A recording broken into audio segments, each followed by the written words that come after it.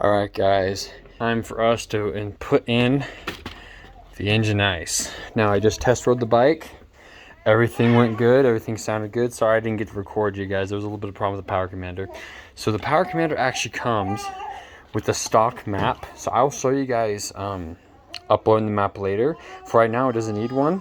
And I want to go on the test ride. So I'm trying to wrap this up. So basically, I took off the bottom hose. Unless you let it cool down, it's going to be pressurized, so be really careful, but basically it will just spray off in this direction. You can kind of see it went all over the place, but I got it off.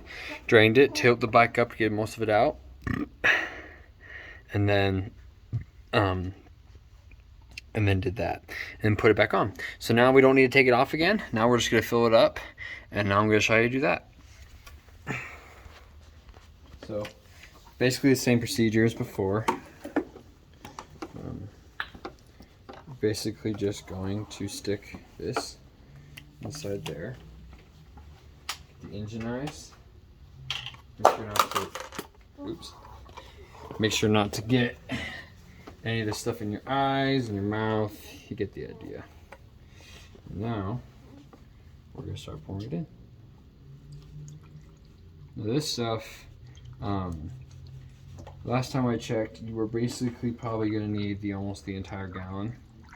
So, and you might need a little bit more, that's why I bought 2.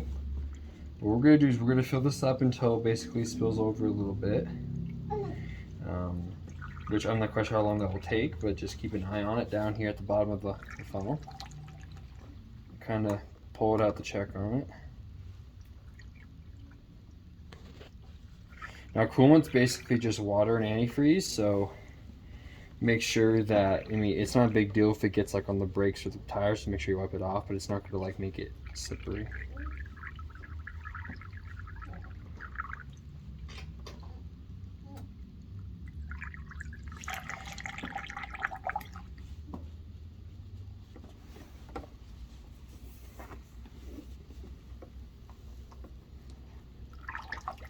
Okay, so you're seeing how that's starting to, alright, put some in, it's starting to get to the top now.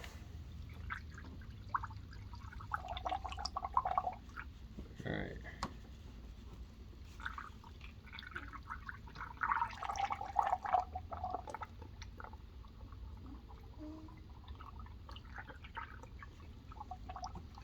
It's actually bleeding really good.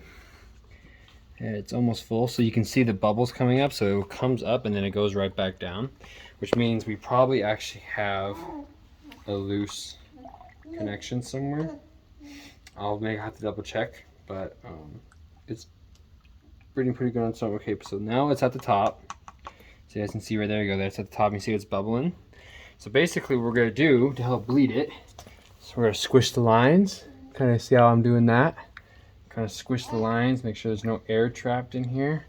Another thing you can do is you can shake your bike a little bit.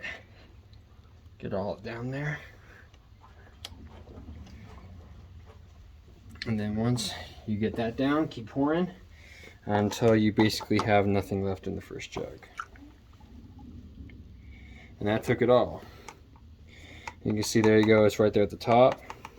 So it's still bubbling a little bit, but that's okay. We're gonna let it kind of sit there for a second, see if it changes or not. Then we're gonna move it and vibrate it a little bit and see if that changes anything. So I'm gonna go to the other side here. And I'm gonna do the same thing I did over here on these lines. So watch that hole and see if you can see. So I push my hand on it, see more. It moves a little bit. Kind of do that. Kind of squeeze the lines, manipulate them, shake them around. And that will help move it around. So good. Gotta shake the bike. And we should be good. So that was an entire bottle of engine ice, which was exactly half a gallon. Okay. So you shouldn't need more than half a gallon. The only way to really find out is basically we're going to start the bike up again, now with the coolant in there. We're gonna let it run for a minute, and basically this reservoir right here, if there's too much, it will start overflowing into this reservoir, and this reservoir will start filling up. Now, we want the reservoir to be about like right here. That's a good amount. If it overfills too much, we're gonna have to pour some out of the reservoir and drain it. But if it doesn't fill the reservoir, if it only goes up a little bit, then it's a good amount. So now we're gonna start the bike up and see where it goes.